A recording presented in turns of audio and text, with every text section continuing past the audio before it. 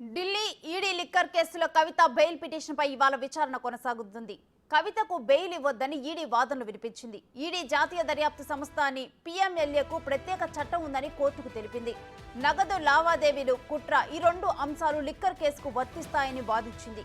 కవిత పాత్రపై liquor scam కుట్రపై ఆధారాలు ఉన్నాయని, సుప్రీంకోర్టు కవితకు అనుకూలంగా ఎటువంటి ఉత్తర్వులు ఇవ్వలేదని వాదించింది. నిబంధనల ప్రకారమే కవితను అరెస్టు చేశామని ఈడీ తెలిపింది.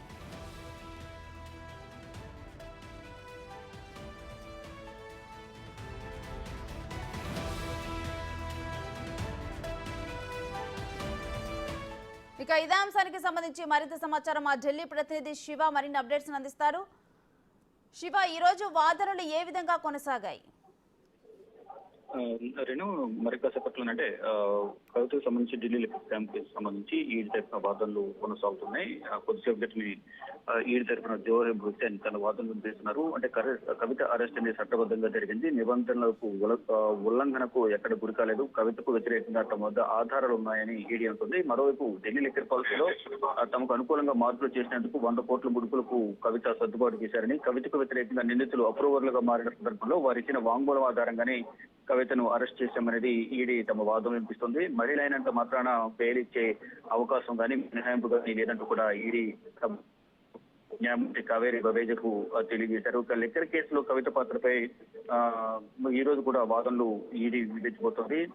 ఈడీ వాదనలు కంప్లీట్ అయిన తర్వాత కౌంటర్ గా మరోసారి వాదనలు వినిపించేందుకు తమకు అవకాశం ఇవ్వాలంటూ కూడా కవిత తరపున న్యాయవాది నితీష్ రాణా నిన్న వాదన సందర్భంగా కావేరి బవేజకు తెలియజేశారు.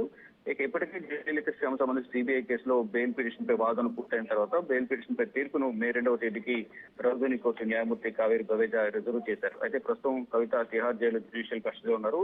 ఇటు సిబిఐ గానీ ఈడీ గానీ రెండు కేసుల్లో కూడా కవిత జ్యుడిషియల్ కస్టడీలో తిహార్ జైల్లో శిక్ష అనుభవిస్తున్నారు. కానీ ఎట్టి పరిస్థితుల్లో కవితకు బెయిల్ మంజూరు చేయొచ్చు. బెయిల్ మంజూరు చేయడం ద్వారా సాక్ష్యాలను తారుమారు చేసే అవకాశం ఉంటుంది.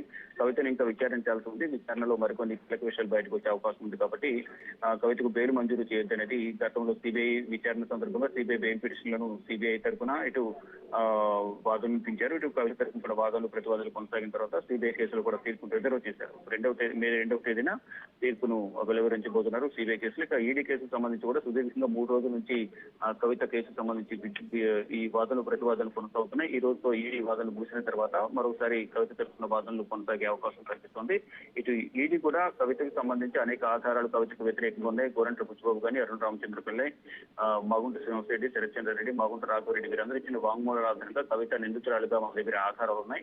ఈ బ్యాంక్ ట్రాన్సాక్షన్ సంబంధించి కానీ, ఇటు శరత్చంద్ర రెడ్డికి సంబంధించి భూమికి సంబంధించి ఆర్థిక లావాదేవీలు ఏవైతే ఉన్నాయో 2021లో నవంబర్, జూన్ లో 14 కోట్లు తీసుకోవడం కానీ, జాగృతి సంస్థకు 80 లక్షలు ఇవ్వడం కానీ వీటన్నిటికి సంబంధించి ఆధారాలు అయితే ఉన్నాయి. ఈ ఆధారాలన్నీ కూడా మా దగ్గర ఉన్న నేపథ్యంలో కవితకు ఇప్పుడు బెయిల్ మంజూరు చేయడం ద్వారా సాక్షులను ప్రభావితం చేసే అవకాశం ఉంది. కాబట్టి కవితకు బెయిల్ మంజూరు చేయొద్దు అనేది ప్రధానంగా ఈడీ తన వాదనల ద్వారా తెలియజేయబోతుంది. ఈడీ తమ వాదనలు తెలియజేసిన నేపథ్యంలో మొత్తంగా చూసుకుంటే కనుక ఢిల్లీ లిక్కర్ స్కామ్ సంబంధించి కవితకు వ్యతిరేకంగా అన్ని ఆధారాలు ఉన్నాయి. కాబట్టి కవితకు బెయిల్ మంజూరు చేయొద్దనేది ఈడీ తన వాదనలను వినిపించబోతోంది. ఈ రోజు కూడా అదేవిధంగా వాదనలు వినిపిస్తుంది. వాదనలు వినిపించిన తర్వాత కవిత తరపున నితీష్ రాణా వాదనలు వినిపించబోతున్నారు. Right, thank you Shiva.